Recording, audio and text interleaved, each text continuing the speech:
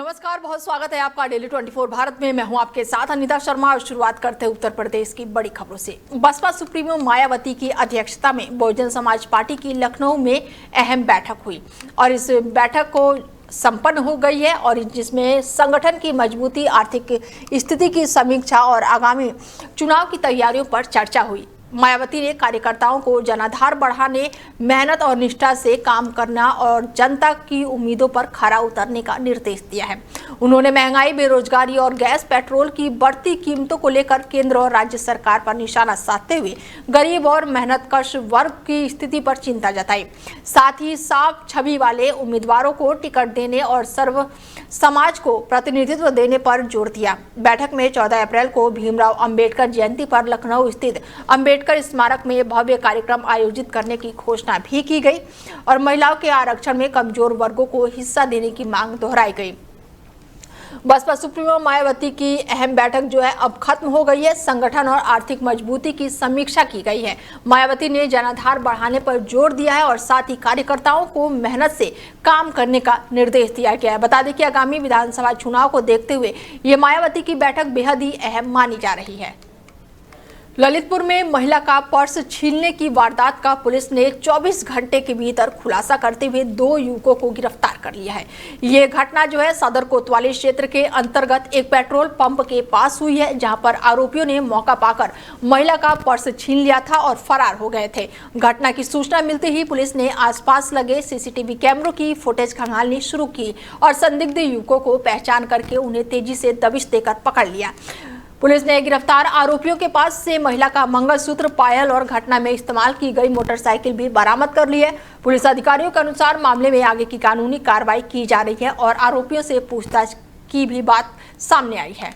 कल दिनांक 30/3/2026 को वादिया श्रीमती सुमन, वाइफ ऑफ खिलावन, निवासी ग्राम बरौदी नकी थाना पाली द्वारा थाना कोतवाली पर आकर एक तहरीर देते हुए अवगत कराया कि जब वह टेम्पो से आ रही थी तो 2 अज्ञात मोटरसाइकिल सवार द्वारा उसका पर्स छीन लिया और छीनकर भाग गए। इस सूचना पर थाना कोतवाली पर सुसंगत धाराओं में मुकदमा पंजीकृत कर घटना स्थल का निरीक्षण कर अनावरण हेतु टीमों का गठन किया गया।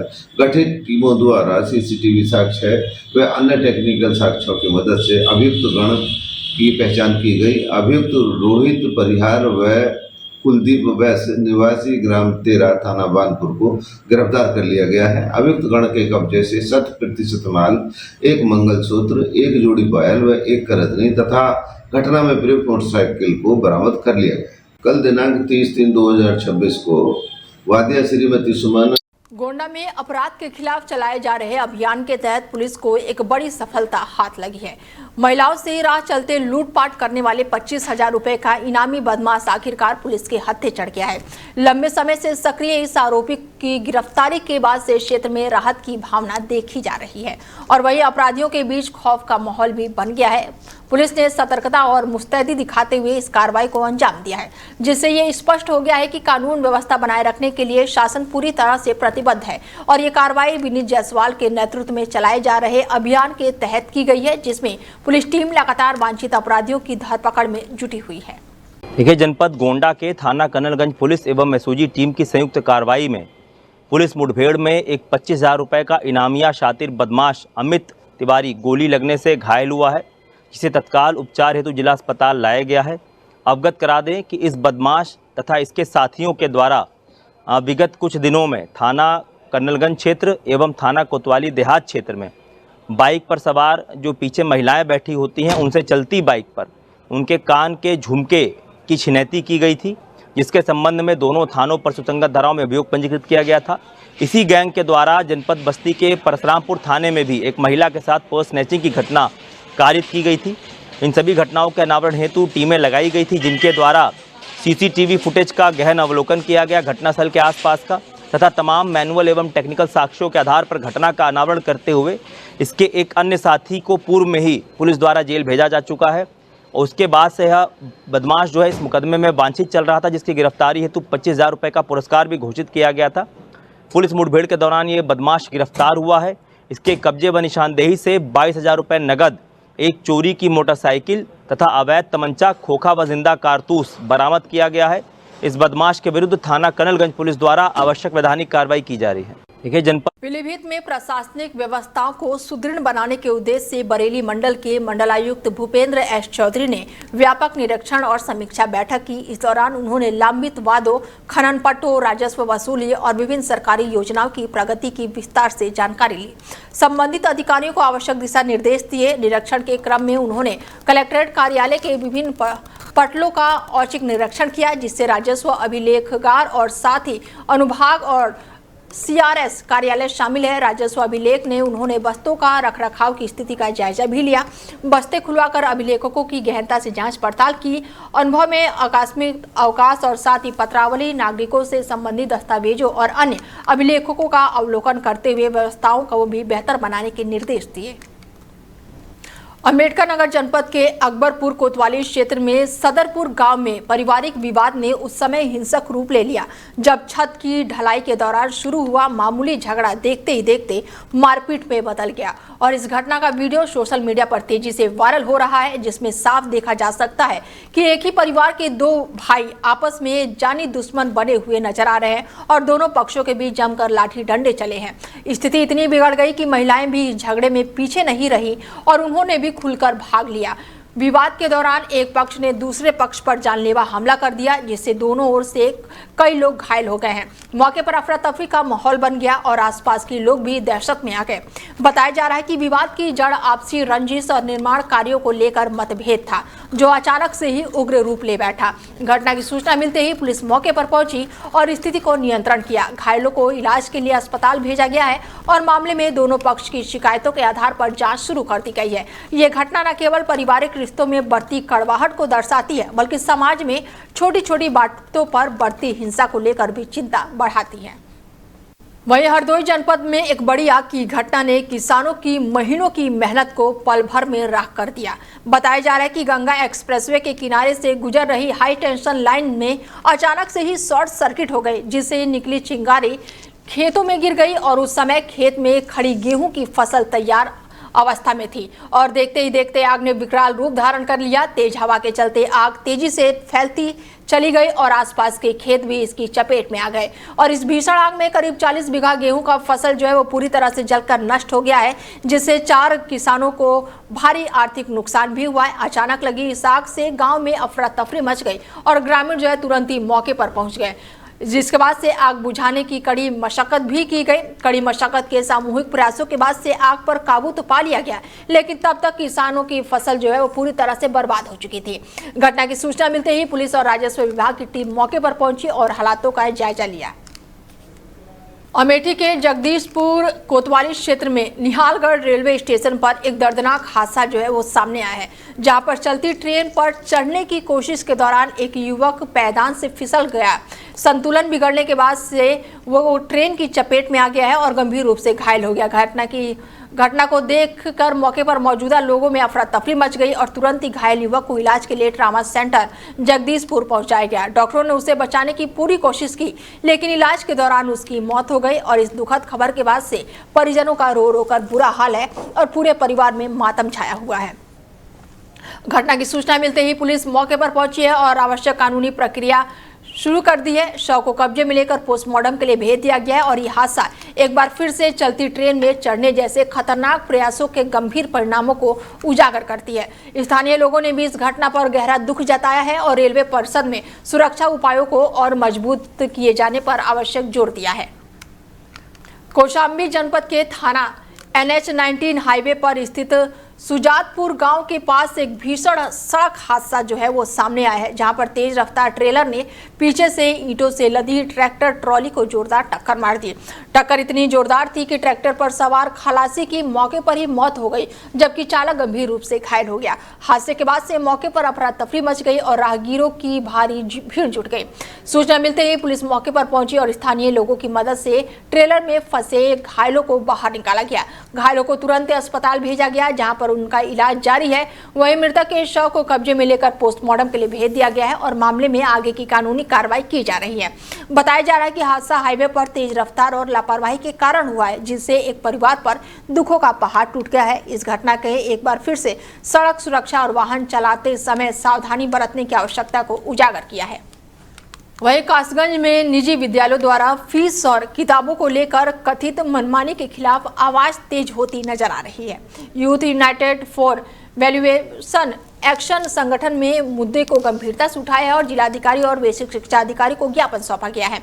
संगठन का कहना है कि शिक्षा का अधिकार अभियान के तहत उन्हें लगातार अभिभावकों से शिकायतें मिल रही हैं, जिसमें आरोप है कि कई निजी विद्यालय नियमों के विपरीत फीस में वृद्धि कर रहे हैं और अभिभावकों पर आर्थिक दबाव बना रहे हैं। ज्ञापन में यह भी आरोप लगाया गया है कि स्कूलों द्वारा एनसीईआरटी की पुस्तकों की बजाय निजी प्रकाशनों की महंगी किताबों और ड्रेस खरीदने के लिए मजबूर किया जा रहा है, जिससे अभिभावकों की आर्थिक स्थिति और अतिरिक्त बोझ पड़ रहा है। संगठन ने बताया कि इस मामले की जांच की जा रही है और 24 मार्च 2026 की रिपोर्ट की प्रस्तुति भी की गई थी, लेकिन अब तक उन पर कोई भी ठोस कार्रवाई नहीं हुई है। इससे पता चलता है कि कई विद्यालय अभी भी नियमों की अनदेखी कर रहे हैं। संगठन ने अपनी प्रमुख मांगों में 24 मार्च को जांच रिपोर्ट का सार्वजनिक करने और नियमों का उल्लंघन करने वाले विद्यालयों के खिलाफ सख्त कार्रवाई करने की बात की है। वहीं बदायूं क्षेत्र में भीषण सड़क हादसा वो सामने आया है, जहां पर एक डबल डेकर बस ने पिकअप वाहन में जोरदार टक्कर मार दी। टक्कर इतनी जोरदार थी कि पिकअप में सवार 2 लोगों की मौके पर ही दर्दनाक मौत हो गई, जबकि 2 अन्य गंभीर रूप से घायल हो गए। हादसे के बाद से घटनास्थल पर चीख पुकार मच गई और आसपास के लोग तुरंत ही मदद के लिए दौड़ पड़े। घायलों को तत्काल जिला अस्पताल में पहुंचाया गया है, जहां उनका इलाज जारी है। वहीं सूचना मिलते ही पुलिस मौके पर पहुंची है और शव को कब्जे में लेकर पोस्टमार्टम के लिए भेज दिया है। शुरुआती तौर पर हादसे का कारण तेज रफ्तार और लापरवाही माना जा रहा है। हालांकि पुलिस पूरे मामले की गहनता से जांच में जुटी हुई है और इस दर्दनाक घटना में एक बार फिर से सड़क सुरक्षा और यातायात नियमों के पालन की अहमियत को उजागर किया है। स्थानीय लोगों ने प्रशासन से मांग की है कि इस मार्ग पर तेज रफ्तार वाहन पर नियंत्रण के लिए सख्त कदम उठाए जाए, ताकि भविष्य में इस तरह के हादसों को रोका जा सके।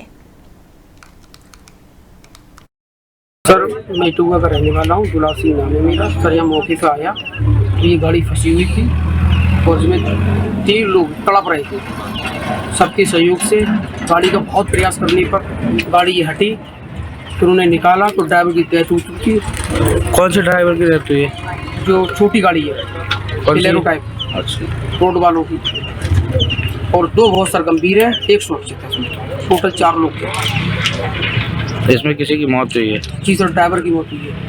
कानपुर में एमबीए की फीस भरने के लिए समस्तीपुर निवासी छात्र आयुष की किडनी बेचने का सनसनीखेज मामला सामने आया है। आरोप है कि 9 लाख रुपए के सौदा तय हुआ था, लेकिन ऑपरेशन के बाद उसे केवल 5 लाख रुपए ही दिए गए हैं। बाकी रकम मांगने पर पूरी किडनी रैकेट का खुलासा हुआ और इस मामले में कथित मास्टरमाइंड शिवम अग्रवाल समेत आहूजा नर्सिंग होम के डॉक्टर सुरजीत सिंह आहूजा और डॉक्टर प्रीति आहूजा को पुलिस ने हिरासत में लिया है। जांच में फर्जी कागजों के जरिए अवैध ट्रांसप्लांट को वैध दिखाने की बात भी सामने आई है। फिलहाल स्वास्थ्य विभाग, विजिलेंस और साथ ही Uttar Pradesh special task force मामले की जांच में जुटी हुई है। कानपुर में महिला उत्पीड़न का एक गंभीर मामला सामने आया है, जहां पर एक विवाहित ने अपने ससुराल पक्ष पर दहेज उत्पीड़न, मानसिक और शारीरिक प्रताड़ना और तंत्र मंत्र के नाम पर अमानवीय कृत्य करने का आरोप लगाया है। पीड़िता का कहना है कि कथित पूजा के दौरान उस पर निर्वस्त्र होकर शामिल होने का दबाव बनाया जाता था और विरोध करने पर उसके साथ मारपीट की जाती थी। उसने अपने ससुर पर यौन उत्पीड़न का भी आरोप लगाया। पीड़िता के अनुसार उसका विवाह 6 मार्च 2024 को हुआ था और शादी में सामर्थ्य अनुसार कार, सोने चांदी के आभूषण और अन्य सामान भी दिए जाने के बावजूद भी ससुराल पक्ष ने मकान, 1 किलो सोना और नगद की अतिरिक्त मांग की। पीड़िता ने यह भी दावा किया है कि आरोपी पक्ष के संबंध पूर्व प्रधानमंत्री अटल बिहारी वाजपेयी के परिवार से जुड़ा हुआ है। लगातार प्रताड़ना से परेशान होकर जनवरी 2026 में पीड़िता अपने मायके लौट आई और परिजनों की शिकायत पर पुलिस ने मामला गंभीर धाराओं में FIR दर्ज करके जाँच शुरू कर दी है। मेरी शादी 2 साल पहले 6 मार्च 2024 को पांडुनगर में स्मृति ज्वेलर्स श्री बब्बू मिश्रा के नाती से कौतुक मिश्रा से हुई थी। अरेंज मैरिज थी शादी और कुछ टाइम बाद ही मतलब दिक्कतें आना स्टार्ट हो गई थी।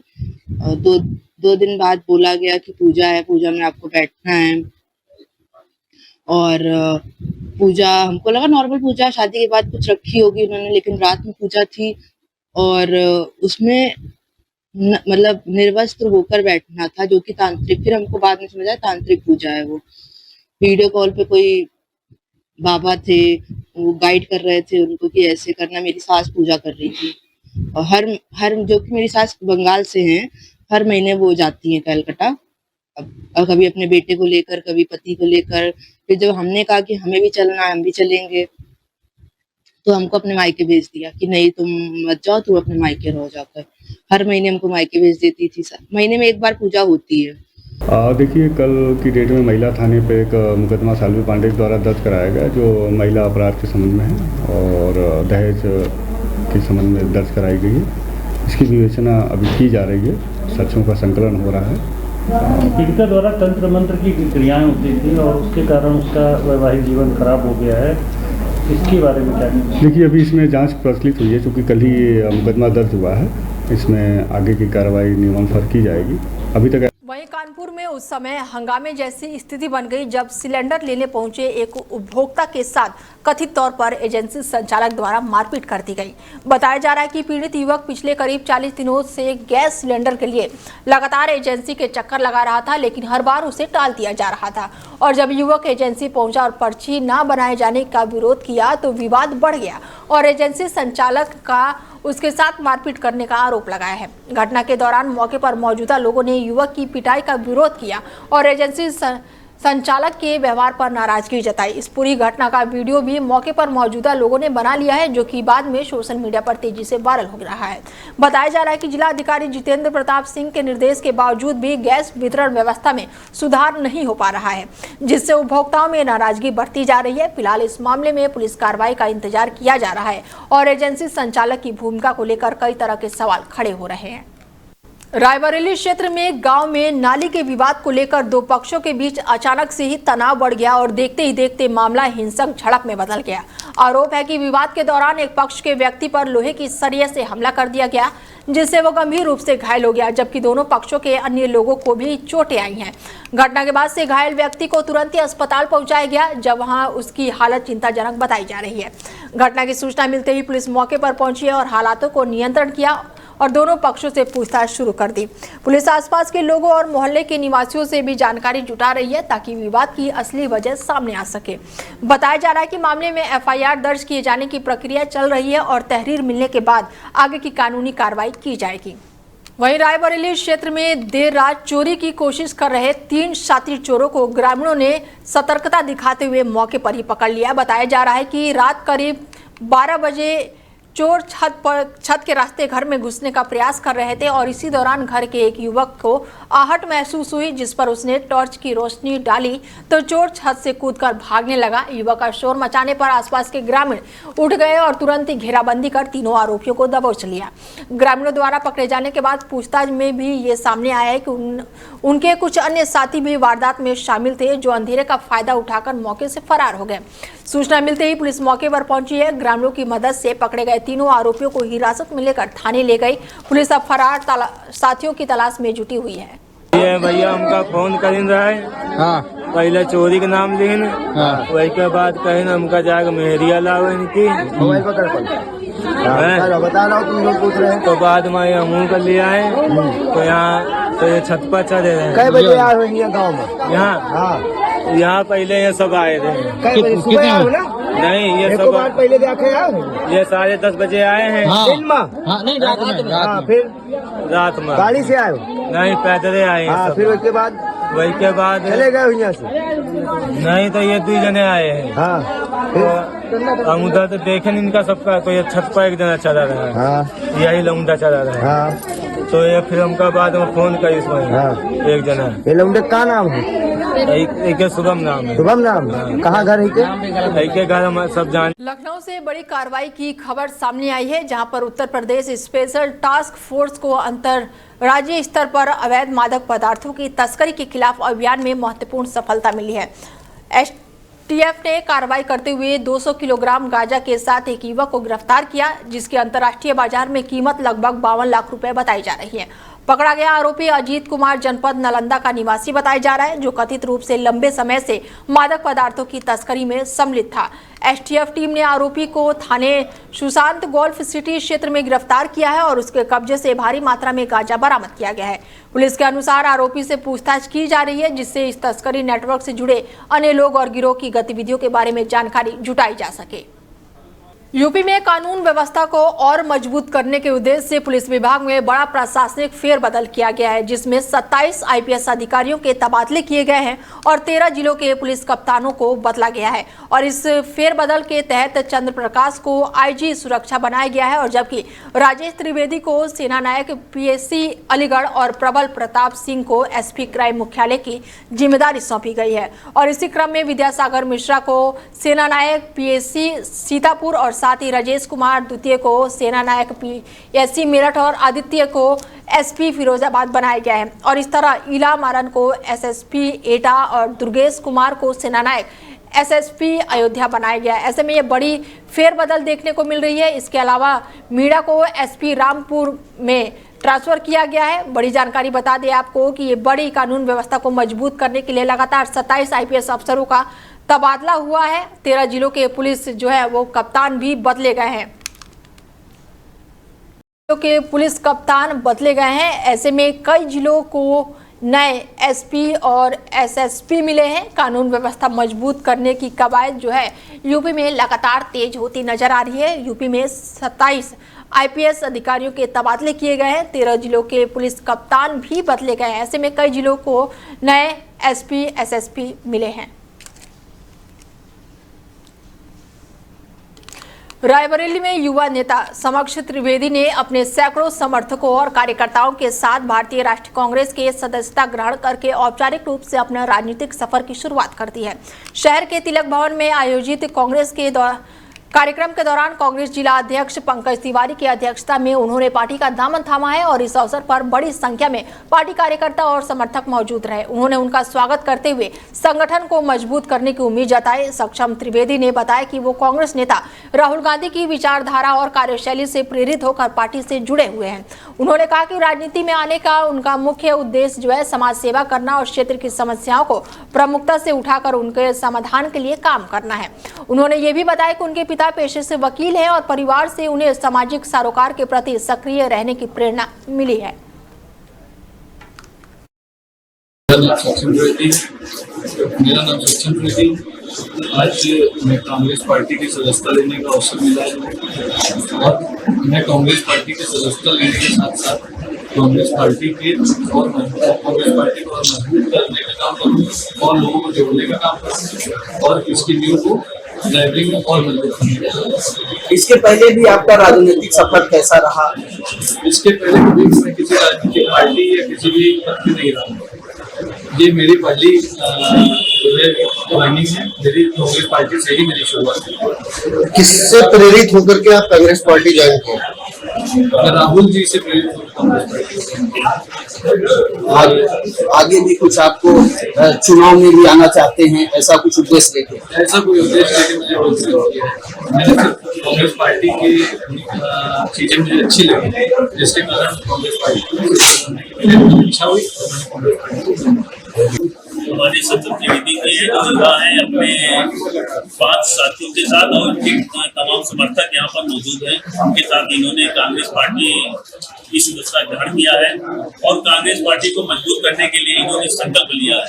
हम सबसे पहले सचिव त्रिवेदी जी को और इनको पूरी टीम को शुभकामना देते हैं कि ये जिस तरह की राहुल गांधी जी संविधान की रक्षा कर रहे हैं, उन पदचिन्हों पर चल करके ये संविधान की रक्षा करेंगे और कांग्रेस पार्टी को मजबूत करेंगे और जिससे देश हमारा प्रगति पर चलेगा। फिलहाल बुलेटिन में मेरे साथ इतना ही। दीजिए इजाजत। नमस्कार।